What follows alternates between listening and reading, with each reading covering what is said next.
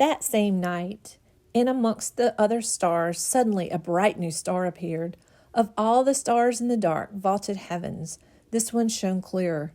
It blazed in the night and made the other stars look pale beside it. God put it there when his baby son was born, to be like a spotlight shining on him, lighting up the darkness, showing people the way to him. You see, God was like a new daddy. He couldn't keep the good news to himself. He'd been waiting all those long years for this moment, and now he wanted to tell everyone. So he pulled out all the stops.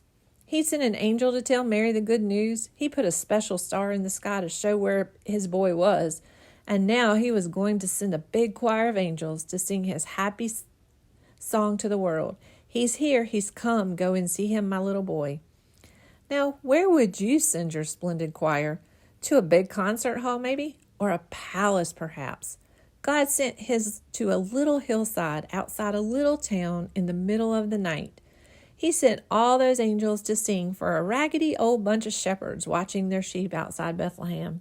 In those days, remember, people used to laugh at shepherds and say they were smelly and call them other rude names, which I can't possibly mention here. You see, young people thought shepherds were nobodies, just scruffy old riffraff. But God must have thought shepherds were very important indeed, because they're the ones he chose to tell the good news to first.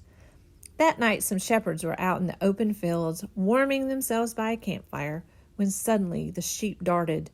They were frightened by something. The olive trees rustled. What was that? A wing beat? They turned around. Standing in front of them was a huge warrior of light blazing in the darkness. "Don't be afraid of me," the bright, shining man said. "I haven't come to hurt you. I've come to bring you happy news for everyone everywhere. Today, in David's town in Bethlehem, God's son has been born. You can go and see him. He is sleeping in a manger." Behind the angel, they saw a strange glowing cloud, except it wasn't a cloud. It was angels. Troops and troops of angels armed with light. And they were singing a beautiful song. Glory to God. To God be fame and honor and all our hoorays. Then as quickly as they appeared, the angels left.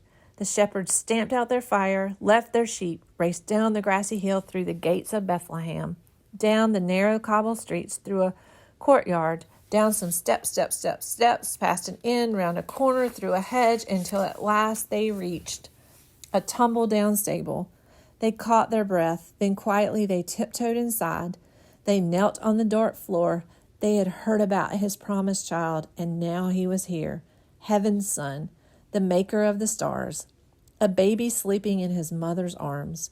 The baby would be like that bright star shining in the sky that night, a light to light up the whole world, chasing away darkness, helping people to see.